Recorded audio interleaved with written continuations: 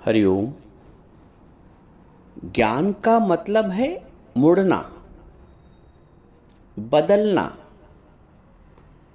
झुकना, नम्र होना। यदि जीवन में किसी भी प्रकार की ऐंठ है तो परमात्मा नहीं बैठेगा।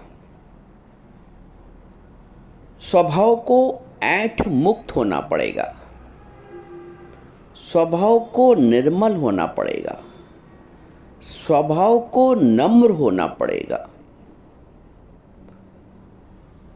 जीवन में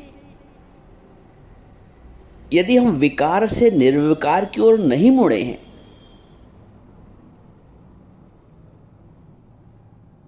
यदि हम अहंकार से निरहंकारी नहीं हुए हैं, यदि हम क्रोध से प्रेम की ओर नहीं मुड़े हैं, तो ज्ञान सुनने का कोई लाभ नहीं। ज्ञान का मतलब होता है मुड़ना, झुकना। ऐंठ हमें तोड़ देती है। ऐंठ हमारे जीवन को रसहीन कर देती है। आप देखो, जिसका स्वभाव थोड़ा ऐंठ वाला होता है, थोड़ा गरम मिजाज वाला होता है, तो उससे लोग बचना चाहते हैं, क्योंकि हार्डनेस किसी को पसंद नहीं है। सबको सॉफ्टनेस पसंद है। आपको कहीं बैठाया लिटाया जाए तो यदि हार्ड सरफेस है तो आपको अच्छा नहीं प्रतीत होगा। यदि सॉफ्टनेस है तो आपको सुख की अनुभूति होगी, अच्छा लगेगा, फील गुड का फैक्टर आएगा, क्योंकि सॉफ्टनेस सबको पसंद है, चाहे सरफेस की हो चाहे स्वभाव की हो। परमात्मा को भी हृदय की कोमलता पसंद है, निर्मलता पसंद है। निर्मल मन जन सोय मोहि पावा, मोह कपट छल छिद्र न भावा। ज्ञान सुनने के पश्चात भी जीवन में कपट है,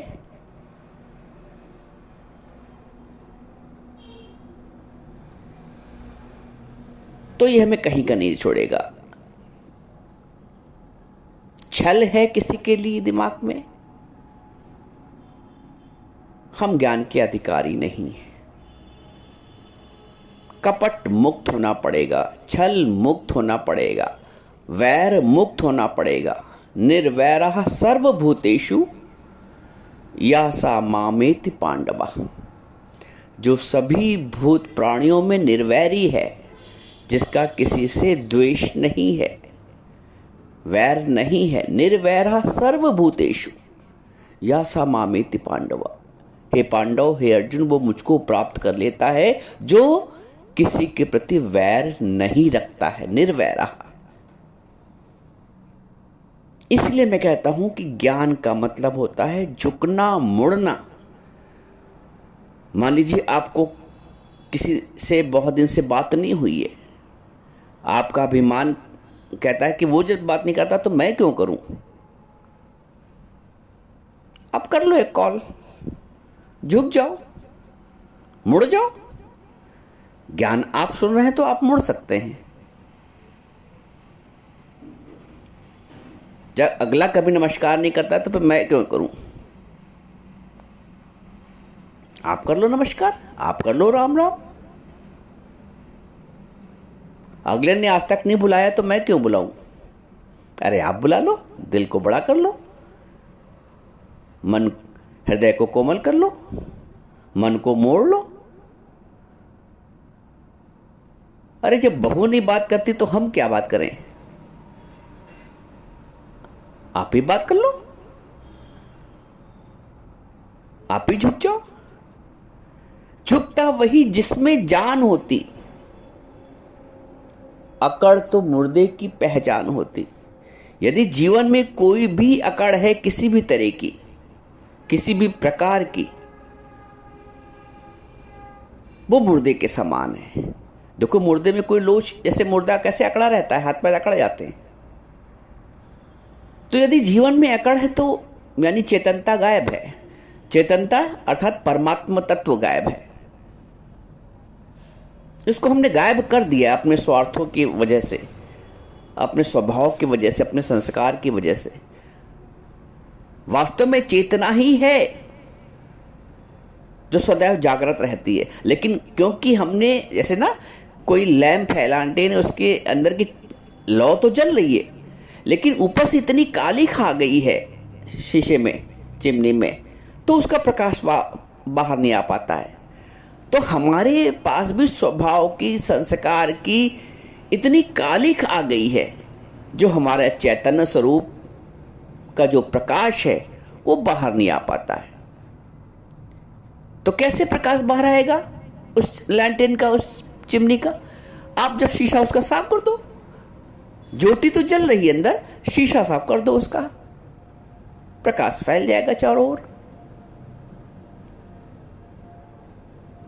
ऐसे ही जो मन की कालिक है,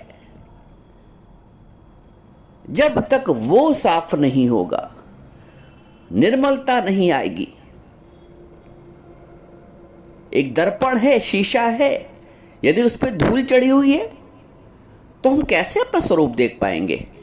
हम कितने भी सुंदर हो, कितना भी अच्छा मेकअप किया हो, परंतु यदि दर्पण पे धूल है तो हम अपना प्रतिबिंब, अपना मुख नहीं देख पाएंगे। वैसे ही यदि मेरे स्वभाव में विकारों की धूल है, कर्कशता की धूल है, ऐंठ की धूल है, तो हम अपना निज स्वरूप, जो आनंदमय स्वरूप है हमारा, ऊपर से लग रहा है कि फलाना व्यक्ति बड़ा क्रोधी है, लेकिन वास्तव में क्रोध ऊपर का है, ऊपर से थोपा गया है, ऊपर से लादा गया है।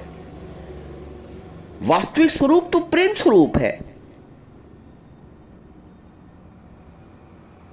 क्रोध वास्तविक स्वरूप नहीं है,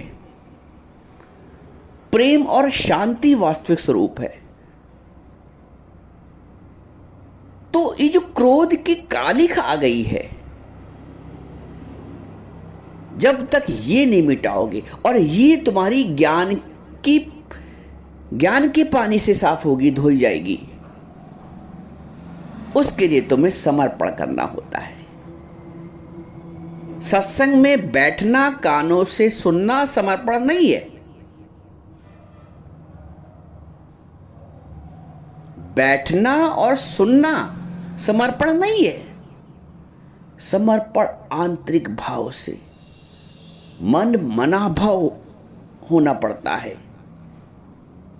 मन को अर्पण करना पड़ता है। भगवान ने अर्जुन से सबसे पहले मन और बुद्धि ही अर्पण करवाए। जब अर्जुन ने कहा कि शिष्यस्ते हम शाधिमाम त्वाम प्रपन्नम, कि मैं आपका शिष्य हूं, आपकी शरण में हूं, तो शरण लेना पड़ता है ज्ञान की, गुरु की, भगवान की। जब तक संसार की शरण में हो, मन बुद्धि शरण, संसार का आश्रय लिए हुए, कोई बात बनेगी नहीं। मन को, बुद्धि को संसार का आश्रय छोड़कर परमात्मा का, गुरु का, ज्ञान का, सत्संग का आश्रय लेना पड़ता है। यानी मुड़ना पड़ता है। संसार उन्मुक्ता से सत्संग उन्मुक्ता की ओर मुड़ना पड़ता है। मन उन्मुक्ता से गुरु उन्मुक्ता की ओर मुड़ना पड़ता है। ज्ञान का मतलब ही मुड़ना है, मुड़ने के सिवा कुछ नहीं। यदि मुड़े नहीं हो तो जुड़े नहीं हो। मुड़ना ही जुड़ना है।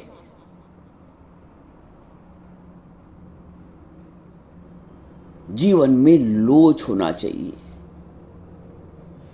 ऐट किसी काम की नहीं है।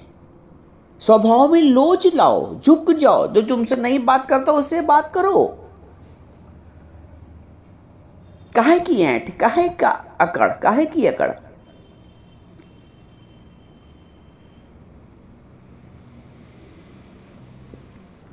अकड़ तुम्हें न संसार का पसंदीदा बना पाएगी, ना ही भगवान का। इसलिए झुकना पड़ता है, इसलिए मुड़ना पड़ता है, इसलिए नम्र होना पड़ता है। जहां जहां से भी तुम्हारी कठोरता है स्वभाव में, वहां वहां से कोमलता अनुभव करो, कोमलता लाओ। कोमलता कैसे आएगी जीवन में? व्यक्ति को व्यक्ति देखोगे तो कोमलता नहीं आएगी। बहू सास को सास देखेगी, सास बहू को बहू देखेगी तो कोमलता नहीं आ सकती स्वभाव में। जब भगवत भाव रखेंगे, उसके सिवा कोई चारा नहीं है ही भगवान, भगवान के सिवा कुछ बना ही नहीं है। भगवत भाव ही मनुष्य को नम्र बनाता है और नम्र बना के अम्र बना देता है, अमर। संबंध भाव, शरीर भाव, संसार भाव विकार पैदा करता है, दोष देखता है, द्वेष रखता है। एक परमात्म भाव ही है जो हमें दोष मुक्त करता है, निर्विकार करता है। मेहनत करो अपने ऊपर। जब तक मेहनत नहीं करोगे, सुनने से कोई लाभ नहीं है। पुरुषार्थ, पुरुषार्थ तेरा देव है।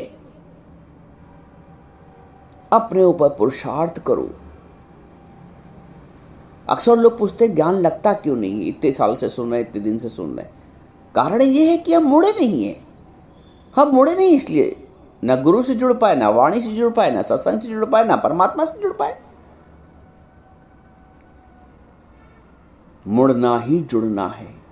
जहां जहां से तुम्हारा संस्कार तुम्हारे ऊपर हावी हो रहा है, स्वभाव हावी हो रहा है, वहीं वहीं से मुड़ो, वहीं वहीं से नम्र हो, वहीं वहीं से झुको।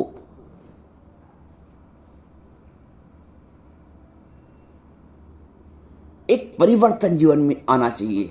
तुमको भी अनुभव होना चाहिए और अगले को भी अनुभव होना चाहिए। अगले को भले ही अनुभव ना हो, तुमको तो अनुभव होना चाहिए। तुम तो गारंटी के साथ बोल सको कि ज्ञान सुनने से मेरे में ये परिवर्तन आए हैं, मैं झुकना सीखा हूं, मैं मुड़ना सीखा हूं, मुझे प्रेम करना आया है निस्वार्थ। ये परिवर्तन जीवन में नहीं आएंगे तो कुछ काम नहीं बनेगा।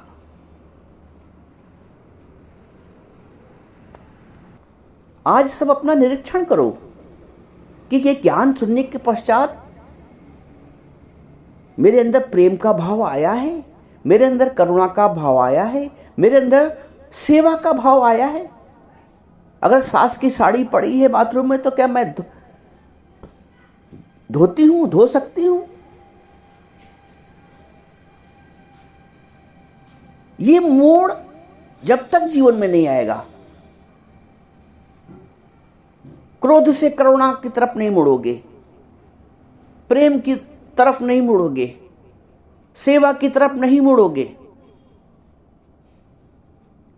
तब तक सत्संग निष्फल रहेगा। सत्संग को सफल बनाने के लिए, सत्संग को सफल बनाने के लिए, स्वयं को सफल बनाने के लिए, जीवन को सफल बनाने के लिए ज्ञान के अनुरूप मुड़ना बहुत आवश्यक है।